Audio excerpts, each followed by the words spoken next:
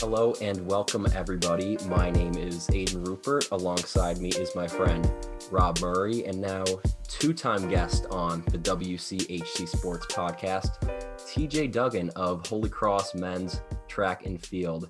And welcome to episode 13 of the podcast. And we do have a treat for you today.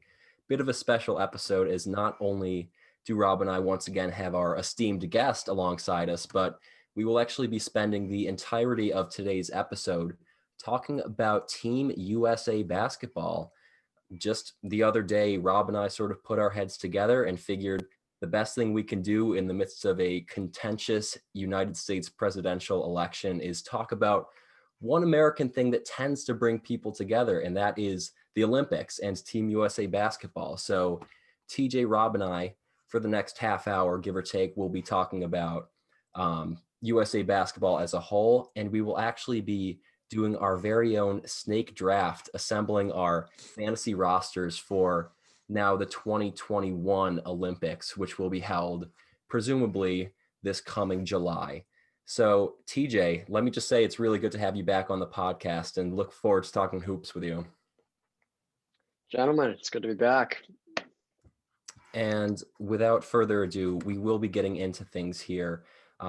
Just a quick note on Team USA basketball. Obviously, they were supposed to be participating in the 2020 Olympics, but those were postponed due to the world's global pandemic. But they are scheduled currently for 2021.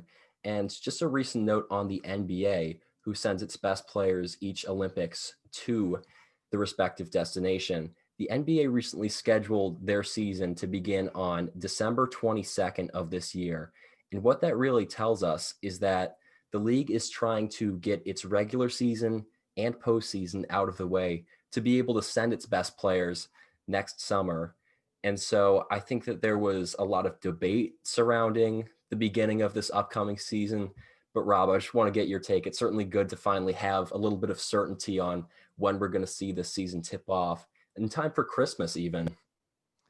Yeah, I was certainly surprised to find that out. And I know we talked about this in a previous episode, how the NBA was not only considering a Christmas restart, which we thought may have been a little premature and sort of rushing a lot of these players back from what I'm sure was a very contentious and grueling bubble restart. And obviously we had a potential February start date for the 2021-2022 NBA season. But I certainly agree with your take that the league is trying its best to get guys like Steph Curry and LeBron James, who has slowly become a non-participant in these Team USA activities, back to the world stage. I believe Tokyo is where they'll be holding next year's Olympics. And, you know, if the NBA is smart, they want to get as many of their stars back as possible. So glad the NBA is coming back sooner rather than later. That's one thing I'll say. And they definitely do want to see their stars back, as you mentioned, Rob. Team USA, last time we saw them in action, fall of 2019, we saw a roster out there in the FIBA World Cup, but it certainly was a far cry from, say, the 2012 or 2016 Olympic rosters, in which we saw the best of the best from the NBA take the court. And Team USA actually placed 7th place in that tournament and qualified for the 2020 Olympics by nature of finishing top 2 within the Americas division of that tournament. But that said, it's tough to say there's something to prove if you're Team USA, who for so long has dominated the Olympic and international front. But at the same time, it had been so long since Team USA had faced any sort of adversity whatsoever. And so there really can be a chip on Team USA's shoulder. These 2020/2021 Olympics are as good a time as any. And so we are going now to get into our snake draft. So how this will work is Rob, TJ, and I will each be drafting a roster of 8 players. Keep in mind that the official Team USA roster is comprised of 12 players, but just for the sake of time, we're going to do 8 players apiece. We are not allowed to repeat players, and all players will be selected from the pool of 44 potential players that was released by USA Basketball within the past year. So those are the criteria we will be working with. And TJ, I know you are once again our esteemed guest, but I think I owe Rob one, and you and I are going to give Rob the first pick in our fantasy USA basketball draft. Appreciate it, gentlemen. It's an honor to start this off. This is a bit of a new segment we're trying out, and I'm very excited to see where it goes. I think we'll have plenty more content like this in future episodes as the NFL continues. But outside of that, the sports world is at pretty much a standstill, and it hasn't been like that for a while. So see how that goes. But without further ado, my first selection, the first overall selection, should come as no surprise. Although I am a Michael Jordan fan forever, he will always be the GOAT. I have to go with LeBron James of the Los Angeles Lakers as the first pick and the captain of my 2021 U.S. Olympic team. Really, no explanation needed. Excels in all facets of the game. And depending on who you guys select and how some of these other players fall, I may end up designating LeBron as my point guard, or at least the guy who's going to be bringing up the ball like he did for the Lakers so many times this year, leading the league in assists, I believe. Correct me if I'm wrong, Aidan, but just a wonderful facilitator who will be able to get the ball to a lot of talented big men and a lot of these talented shooters who are being considered for Team USA. Yeah, you definitely can't go wrong with LeBron James, Rob. I would be an idiot to tell you otherwise. And LeBron, it's worth noting, he, of course, was a gold medalist in 2008 and 2012 for the U.S. Olympic team. Actually sat out in 2016 following the Cavs' victory over the Warriors in those 2016 finals. So certainly a great choice, and not just a lifetime achievement selection for LeBron James, but he's top of the NBA right now as reigning champion, and I can't see that changing within 1 year or so. For my first overall pick, though, I'm going to go with a guy who some of us may have forgotten about, even if only slightly, and that is Kevin Durant of the Brooklyn Nets. We have not seen him suit up yet for Brooklyn. We last saw him get injured in the finals with the Golden State Warriors, but he's a player who has international experience himself. Really, I think he's one of the most potent offensive weapons in all of basketball, especially on the international stage, where some of our listeners may not know this, but the three-point shot in FIBA and Olympic play is significantly shorter than that of the NBA. So you talk about Kevin Durant as a player who can score at all three levels. The international three ball is essentially a slightly lengthened mid-range shot for him. And we've seen him really fill it up in the past. And, he's a veteran presence for Team USA, again, having that experience. And I'm really excited to see what Kevin Durant has in store for us this NBA season. But really, as one of the game's premier international competitors, he has to be my number one pick.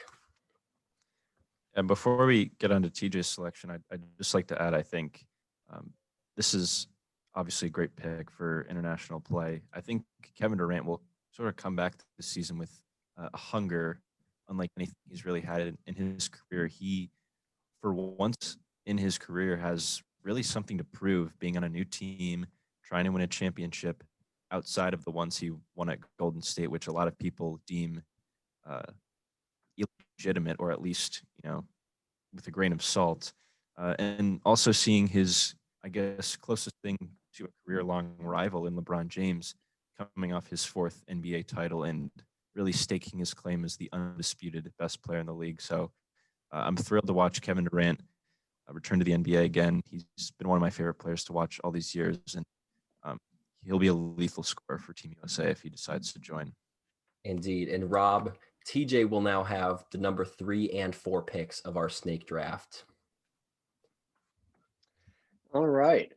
So seeing as you guys have taken two of the best players on this list, even though this list is it's stock full of talent as you can get, I'm gonna have to take probably the other, as for my third overall pick. I'm gonna take the other obvious one. I'm gonna go with Anthony Davis.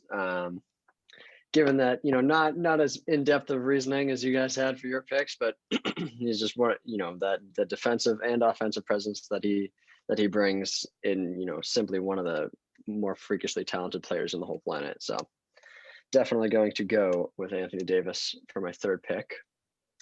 And I was going back and forth between a few players for my fourth overall pick. I feel as though overseas, I think this could be more of just philosophy on basketball.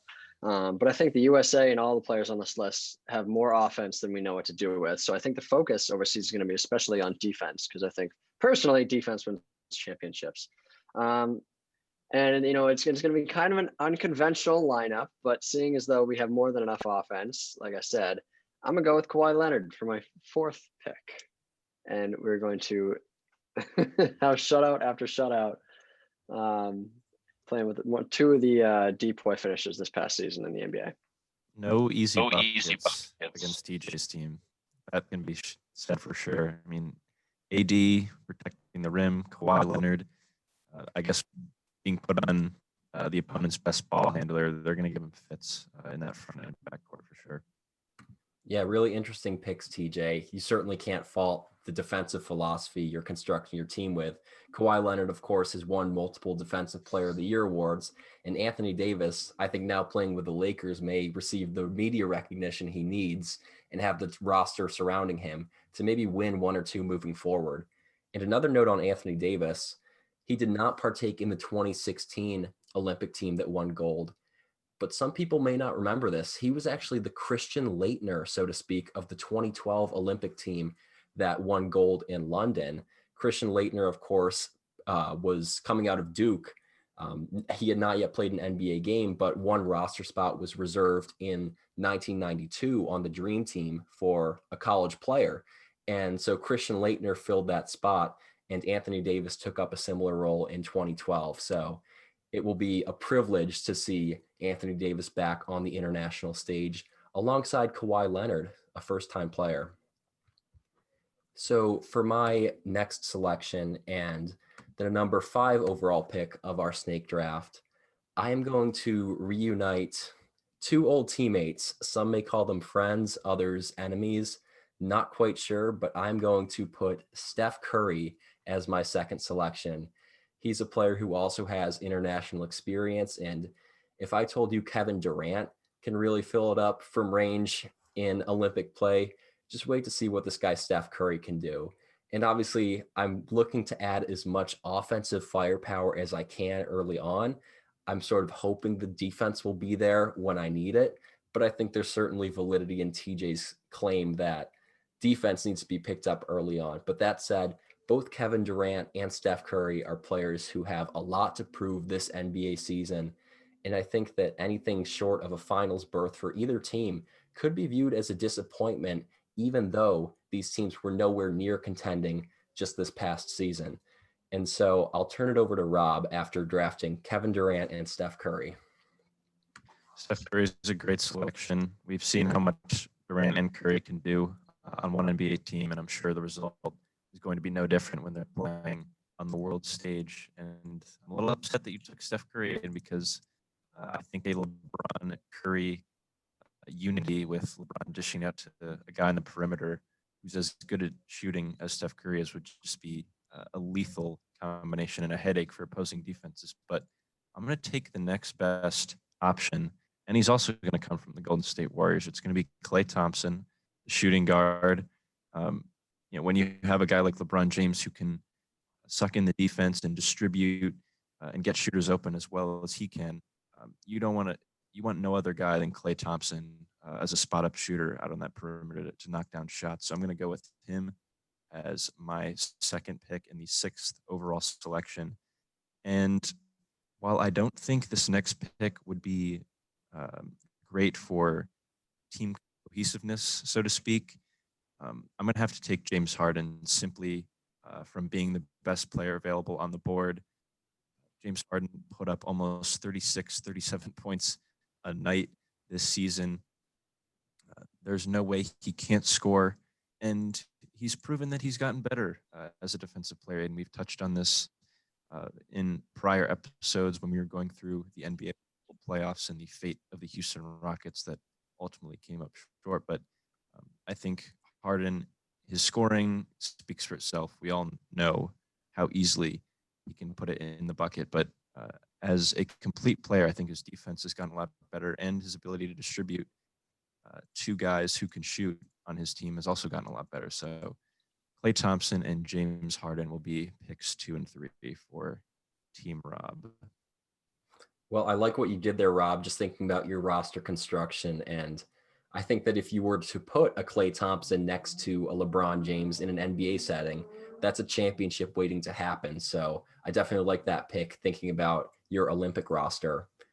And this next selection for me, my number 3 pick, is a real toss-up because in front of me, I see perhaps the best 3 two-way wings in the entire NBA in Jimmy Butler, Paul George, and Jason Tatum. I'll throw into that conversation. And obviously, I don't want to foreshadow anything that TJ or myself will say in another pick or two. But, I think that I consider these players sort of among the same echelon, the same tier of players. I think for right now, and I know that recency bias may play into this just a bit, I'm going to go with Jimmy Butler. He's obviously just a tad bit older than those other two, or significantly older than Jason Tatum, of course. But for me, Jimmy Butler, really, he is, again, a player with experience playing with Team USA. There were viral videos of just how much fun he had with that group several years ago. And I think just in terms of being a pure grit defensive player, as well as being more than competent on the offensive end and the leadership that he certainly appears to bring to the table, I just cannot pass up on a Jimmy Butler as a leader at this point in the draft. So as great as those other wings are, I'm going to have to go with Jimmy Buckets.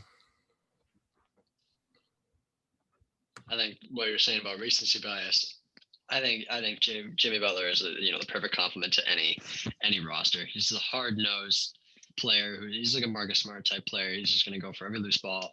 I don't think you can go wrong with that. And while we're talking about Jason Tatum and Paul George, just to throw this in there, I'm a Celtics fan, of course, but I don't think that you could. I don't want to hear any comparisons or like saying Paul George is better than Jason Tatum after what he did to him. He dropped him, and then in the games last season, we all remember that. Not after playoff P. And you got to give Paul George some credit. Come on. Yeah, you hear that. Well, let's hear those picks, TJ. Yeah, with my 2 picks, I'm surprised these guys are both still around, but I got the big guys out of the way. They're gonna with the defense all but taken care of with Anthony Davis and Kawhi Leonard. I'm gonna have to go, on the offensive side, maybe guys that aren't known for their defensive ability but are still capable. First, I'm gonna go with Kyrie Irving. I think, like I've been talking about, just you can't go wrong ever by taking the most talented guy on the board, or one of the most unique guys on the board. His ball handling and his scoring ability is unlike anything we've seen before his time. So he was pretty much a shoo-in after getting the defense taken care of.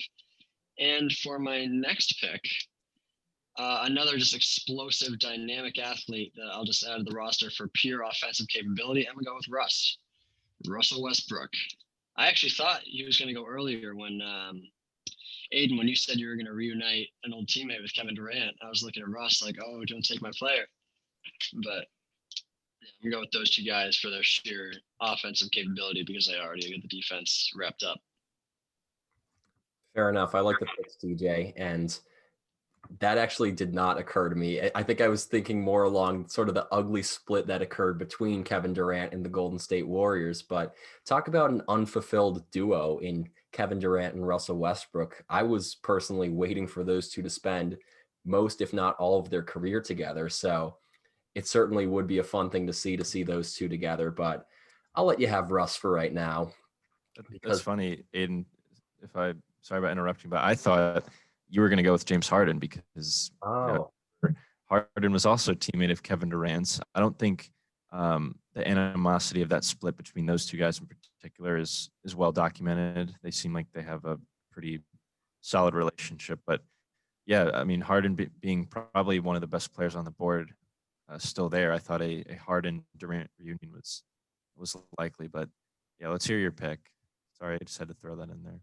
No, definitely a valid point. I didn't even think of that one also. I think 20 years from now, sort of the kids will ask if the 2012 Oklahoma City Thunder photos are photoshopped, quite frankly, in that they had James Harden, Russell Westbrook, Kevin Durant, 3 future MVPs.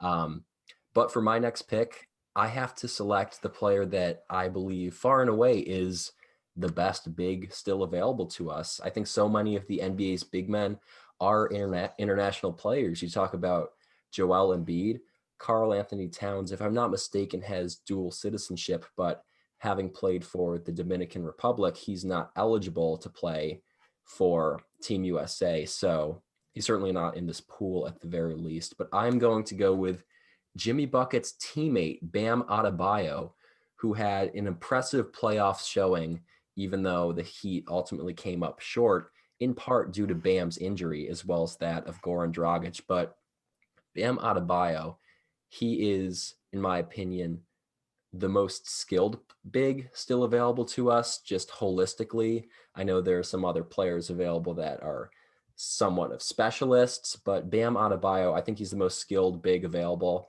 and maybe the second or third most impactful big man on the defensive end that's really left to us here. So I have to go with Bam for this pick, and I swear I'm not trying to reconstruct the 2020 Miami Heat, although that's what it kind of looks like for right now.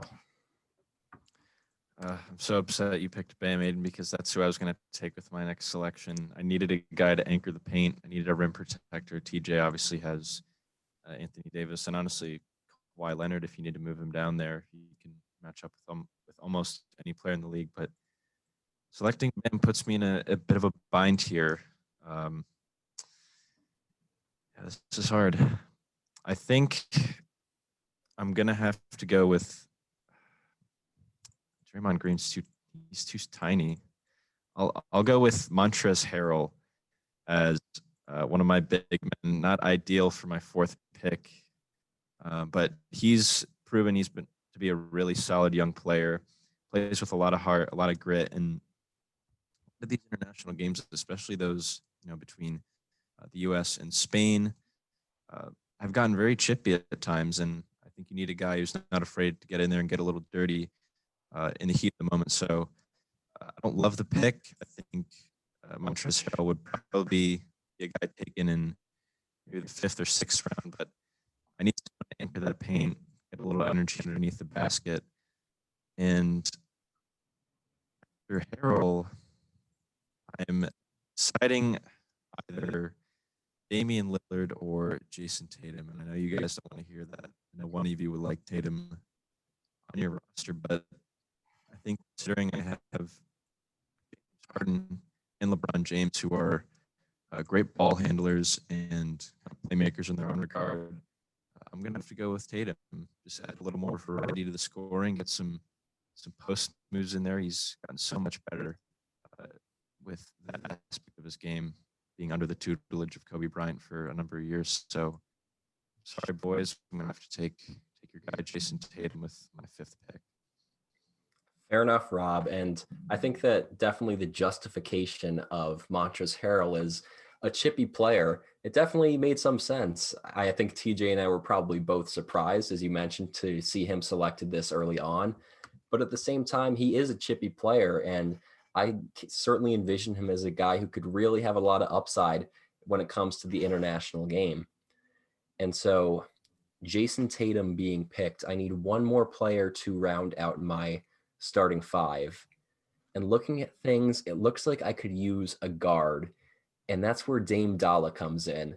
Just imagine the amount of shooting I have out of my backcourt between Steph Curry and Damian Lillard. Both of those players really possess range out to the logo, if not half court.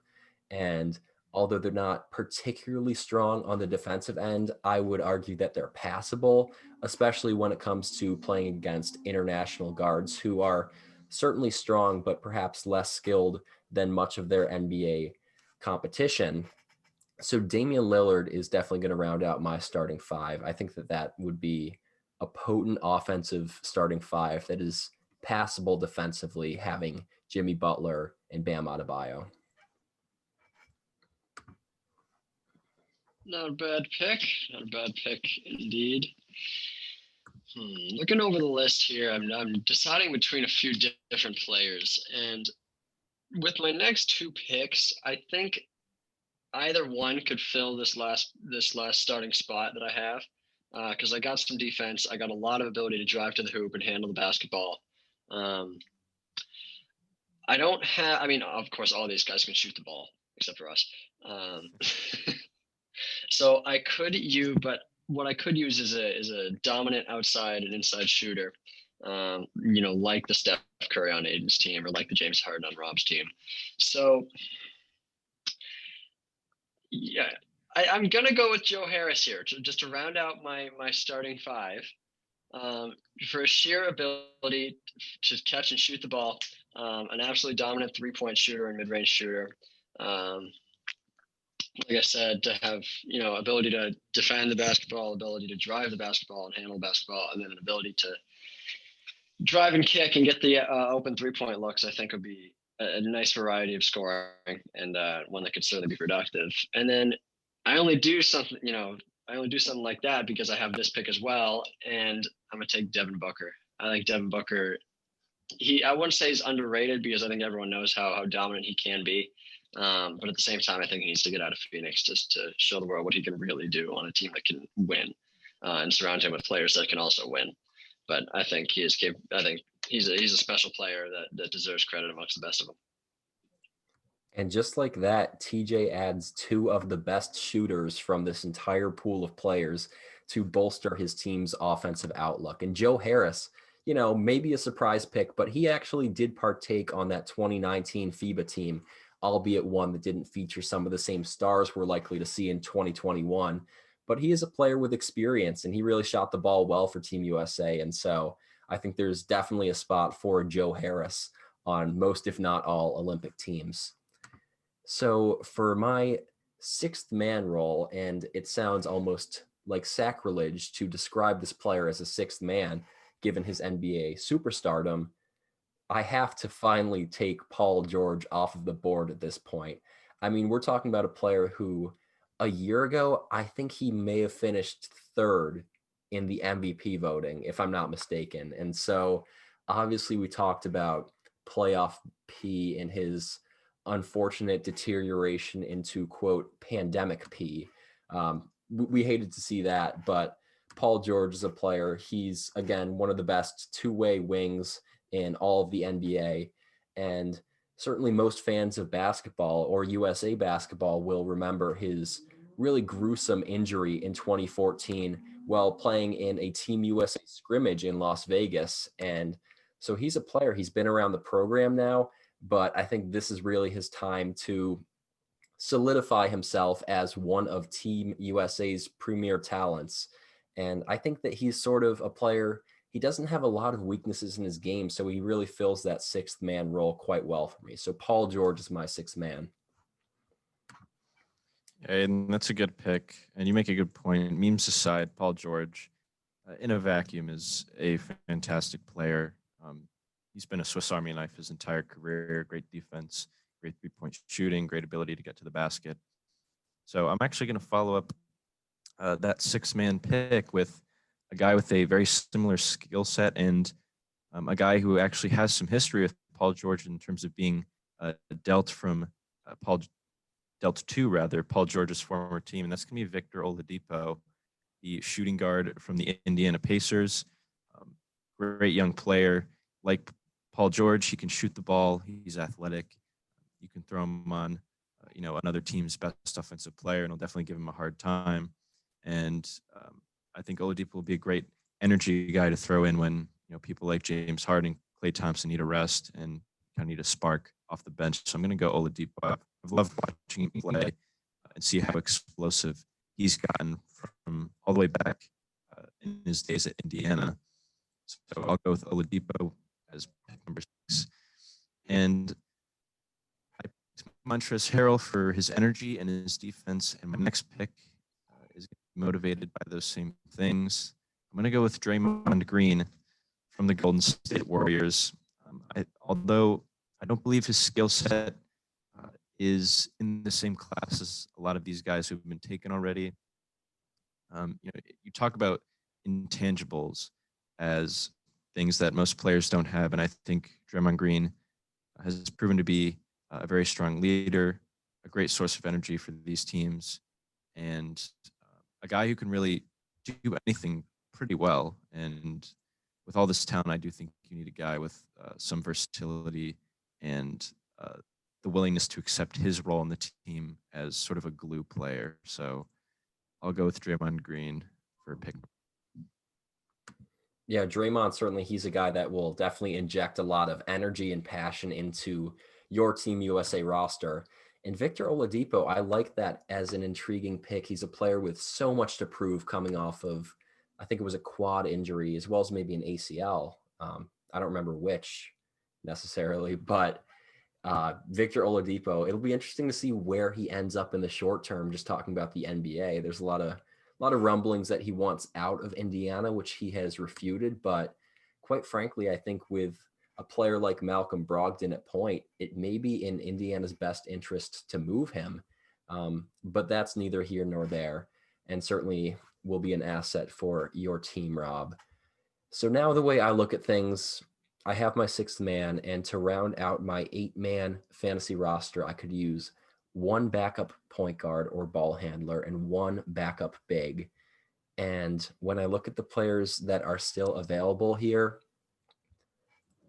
I'm going to go with Chris Paul. And some may think of it as a lifetime achievement award for the point god. Obviously, USA basketball has shown an immense amount of loyalty to its former players, especially those in the Olympics. And Chris Paul, dating back to 2008, has been a gold medalist for this team.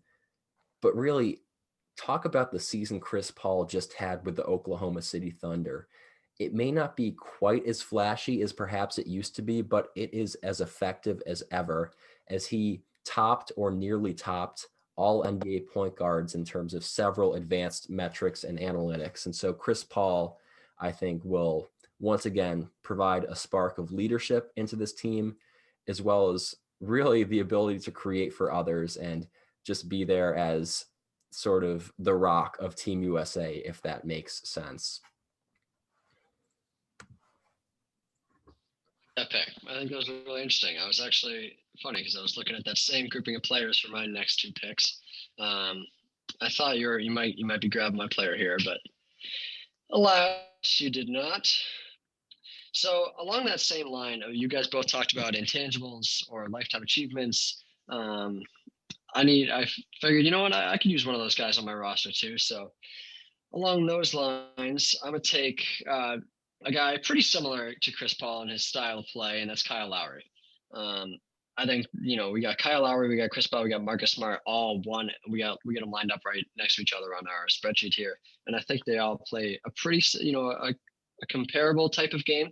But I don't think I can go wrong from adding a guy like Kyle Lowry with his experience just playing the game of basketball, as well as his ability to to grab a game out of the clutches of defeat when all else is seemingly lost. And for my final pick here, I debated going with another big man because at some point Anthony Davis and Kawhi Leonard are going to need a break. But I couldn't deny this other player being one of the more talented, albeit underrated players we got left on this list, and that's Bradley Beal. I think he is one of the more talented guys we got left on here, and I'm saying that even though Jaylen Brown is 2 lines under him. I think Bradley Beal is, again, one of those special players that often gets looked over because he plays for a frankly terrible team. But yeah, that'll about round out my lineup if I'm counting correctly. Yeah, TJ. I see Bradley Beal as a very similar pick to a guy you selected 2 spots earlier, Devin Booker. Just a phenomenally talented player, great shooter. Seems to know how to score in more ways than one. And you'd love to see guys like Booker and Beal just get out of Washington and Phoenix and go to real contenders, because when you consider all they've done the past few years, and how much talent they've brought to the league. They definitely deserve some real playoff time. So I like the Bradley Beal pick, and I love the Kyle Lowry pick. He's a very underrated player. You talk about loyalty to Team USA. He's been there through thick and thin, and I think he's been a guy that people have really started to understand how good he is in the absence of Kawhi Leonard, and even with Kawhi Leonard en route to that 2019 championship. So I like your roster, but don't think it could hold up to mine. That's a good point, Rob. I was actually, to be quite honest, I was a little bit torn between Chris Paul versus Kyle Lowry. After watching some of what Lowry was able to do in the postseason this year, I was actually leaning towards Lowry, but ultimately Chris Paul gets the edge just for obviously what he's meant to Team USA over the years. And TJ, if I can just comment on Bradley Beal real quick, I think that's a really stellar pick, sort of along the same lines as Devin Booker. Bradley Beal was actually, if I'm not mistaken, he became the player with the highest scoring average in history not to be selected to an all-star team, as this past season he averaged 30.5 points per game, and not to mention 6 assists in the absence of John Wall. It'll be interesting to see how that pairing works out in Washington.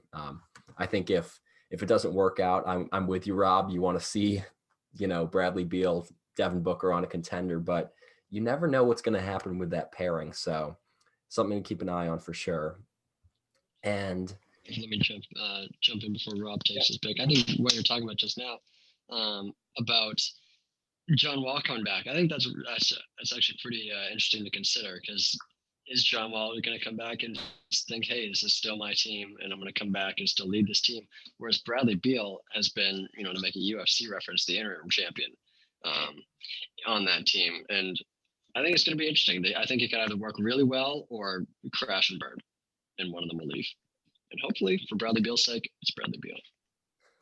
That's an interesting way to look at it. But I'm a big John Wall believer and a big John Wall fan. So as much as I love my Celtics, if there's another team I actually kind of want to see succeed in the Eastern Conference, it's surprisingly the Washington Wizards. So for my final pick, I did promise myself I needed a backup center, and I will hold true to that, as tempted as I am to take a Marcus Smart or even maybe a Brandon Ingram. But just looking at the bigs that are left available, oh man, would I love to have Dwight Howard on this roster? Not really. I am going to go with,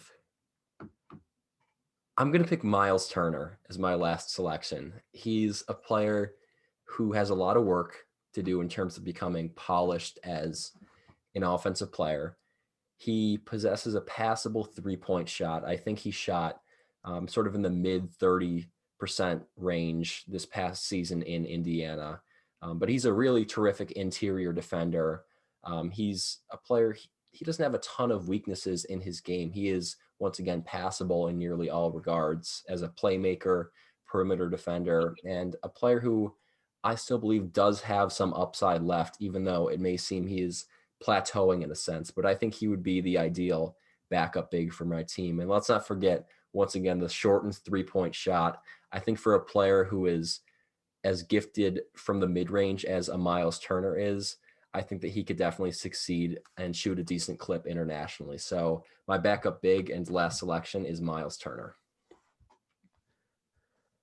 Aidan, I was also thinking about kind of that backup center role, because if you look at my team, we are definitely trending towards playing kind of that small ball style of play. But I think we're going to embrace that and just take the best player available with this last pick, at least in my opinion. I'm going to go with Donovan Mitchell from the Utah Jazz. Another guy who's just incredibly explosive, who's slowly developing his outside game, even though it's already proven to be quite effective as is.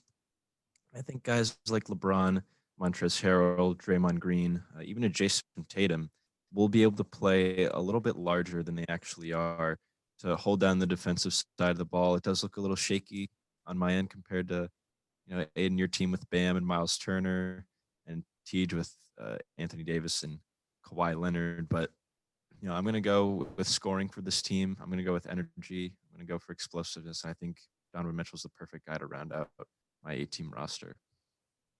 Especially when you look at what Donovan Mitchell was just able to accomplish in the playoffs this past year. Incredible performances, that first round series against Jokic and Jamal Murray. Donovan Mitchell, he's another guy that he played with the 2019 FIBA team. He knows the ropes, and I think he's a player you can definitely trust off your bench. So that's going to conclude it for our snake draft. Guys, you want to do one snub each? Yeah. Our own team. Yeah, or any team. I'll start off. Going through this list, and I like Brandon Ingram, who just had such a great season this year, winning Most Improved Player and putting a good part of that Pelicans team on his back for a lot of the season, at least until Zion Williamson came into play, who I think will just be an electrifying player to watch, not on the NBA, but on Team USA if we get the privilege to watch that. But yeah, I got to go with Brandon Ingram. I'm looking through. Tobias Harris is a pretty solid player, although I think this season wasn't great for him, as it was largely for the Philadelphia 76ers. TJ Jalen Brown was a guy you mentioned for the Celtics, who certainly does not get all the credit he deserves. And, I know I'm taking up a lot of time with this, but I'd say Kemba Walker or Brandon Ingram. I love Kemba. I've loved him ever since he played at UConn. He's my favorite player watching in college basketball growing up. But Kemba's another, intangible guy. He just knows how to score the most wild, crazy buckets. He's just got a lot of grit. I see him a lot like Kyle Lowry plays. So for the sake of having one snub each, I'll go with Brandon Ingram with Kemba Walker as an honorable mention if one of you guys decide not to pick him. Yeah, Rob, it's really interesting you mentioned both Kemba Walker and Jaylen Brown as potential snubs. I personally, and TJ may be able to relate, I actually watched quite a bit of the 2019 FIBA World Cup, if for no other reason than the roster actually consisted of 4 Celtics players: Kemba Walker, who was recently signed, Jason Tatum, Jaylen Brown, and Marcus Smart, let's not forget. So it was definitely interesting to watch. And for that reason, I'm actually going to commit to Jaylen Brown as my snub for my 8-man roster. He's a player I would take ahead of both Miles Turner and Chris Paul. I simply was not able to do so due to positional need, but Jaylen Brown, I look at him as potentially a top 5 or 6 two-way player in this entire pool of players. And so really it's a shame that I wasn't able to designate a spot for him, but I don't see him making the actual Team USA roster. But Jaylen Brown, to me, and if you guys don't know this, Jaylen Brown is my very favorite player in the entire NBA, hands down. Jaylen Brown, though, I think that he would be a wonderful addition to the Team USA roster if he were given the chance. But it pains me to snub him, but Jaylen Brown is my snub. And I suppose I'll finish off the trend with another Celtics player. I'm going to pick up right where Rob left off. And right as soon as Aidan said, we're going to take a look at snubs here, I scanned down the list real quick, and I saw Kemba Walker's name without a strike through it. For all the same reasons Rob just mentioned, Kemba's just one of those special players. He can do it all. Scoring, obviously, he scores the basketball. Unlike other players, unlike hundreds of other players that we've seen in the past, I think he's a special talent. And in this pool of the most talented players that our league has to offer, would he make a team? I think he might be on the bottom line. I think he might. He's one of those players he could or he could not. But if we're talking about snubs, then I think he's up there for sure. And one more thing, if I can add another honorable mention, I'm surprised his name didn't come up in the normal draft. Chris Middleton. I've had my fair share of gripes about him, especially with some of the performances he had in this year's playoff bubble. I do think the Bucks certainly need more than just Chris Middleton alongside Giannis to make any sort of considerable playoff impact. But you talk about two-way players, Aidan with Jaylen Brown being a top option in that field. I think you got to include Chris Middleton too. He's a great perimeter defender. He's able to hit threes at a reasonably efficient clip. Correct me if I'm wrong, but I think he became one of the few players ever last season to go 50% from the field. Was it 40% from three and 90% from the line? He fell just short due to the Orlando bubble slump he hit. Okay. He was at 49.7, but you're right, Rob. He would have been right in that discussion. Okay. Well, we'll round up just for the sake of argument and say that I'm right. But yeah, Chris Middleton is a guy that I'm surprised to go in this draft and is definitely worthy of that honorable mention. And let's throw JaVale McGee in there too, because why not? JaVale McGee. You're right, Rob. Chris Middleton is one guy. He's actually used to being snubbed in his career. That was a second-round draft pick who I think spent some time in the D or G League, whatever it was called at the time, and now a two-time All-Star. Definitely that designation of being a snubbed player. He certainly won't mind it. It's only fuel to his fire. There's another snub. Nice. I don't think Kyle Kuzma would find himself on an Olympic team unless every single one of the guys that we picked got hurt. I don't want to trash on Kyle Kuzma, but I'm not a Kyle Kuzma fan. I'm not big on Kyle Kuzma either, TJ. I think that he didn't even play well in the finals, right? Yeah. Overrated. To sum it up in one word. But... basketball. No, it's interesting. We were talking a year or two ago about, I think it was Jason Tatum versus Kyle Kuzma, like who made the right pick, like who's got the better long-term ceiling. Like I think we know that by now. That's no contest. But before we end things here, let's try to be as impartial as we can and kind of cast our vote for who we think has the best squad. And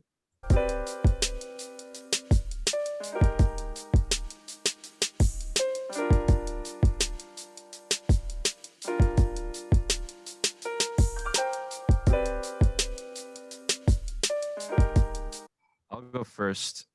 I love my team. I think the focus was, as I said before, on the intangibles and constructing a team that would fit well together. But in terms of sheer talent, I got to go with Aidan's team. I just think top to bottom, they are the best collection of talent. It's hard to ignore Tej with Anthony Davis and Kawhi Leonard together, but Kevin Durant, Steph Curry, and Jimmy Butler is an awfully hard top three to beat. Bam. You can make the argument that behind Anthony Davis, he's the best big man this league has to offer right now. The ceiling continues to rise for him. And Lillard and Paul George coming off the bench should not be a thing on any basketball team ever. But such is the case with Aidan's team. So I'll have to give the slight edge to Aidan. Props to you for constructing a very talented group of American basketball players. Well, thank you, Rob. Definitely appreciate that. And I will say I got to give props to both of you just for thinking outside of the box, especially in terms of your roster construction. Montrezl Harrell, you selected pretty early on, Rob. And TJ, you had the guts to take Joe Harris ahead of a Paul George or even a Damian Lillard. But as I mentioned, there's certainly a spot for a pure shooter like a Joe Harris on the international stage. So yeah, I'm with Rob. I think it's really hard to favor yourself in a matchup with Anthony Davis and Kawhi Leonard. I think TJ, you were very smart going defensive early on. Not that those two aren't also among the best offensive players in the game. I will take my team in the NBA of yesterday, given that I have Bam Adebayo and Miles Turner, who, other than Anthony Davis, really, I mean, those are two biggest players on any of our teams. Rob, your tallest players are Draymond Green at 6'9" and Montrezl Harrell. Some rosters have him as short as 6'7". He plays bigger than that, of course, but it would be interesting to see if he would keep up. But in terms of just the amount of shooting, I will go with TJ's team as the team to beat. I think that every one of those players, obviously you mentioned Russell Westbrook as the exception, all of those guys will absolutely torch you from deep, which I don't think either Rob or I can say about our rosters as great as shooters we have, especially near the tops of our roster. For shooting, I'm going to go with Team TJ as the team to beat.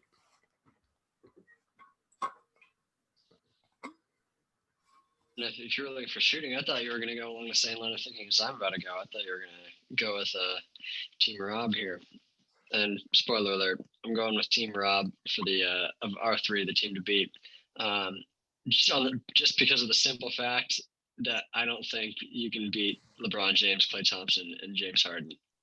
Not to mention JT and Trez as well.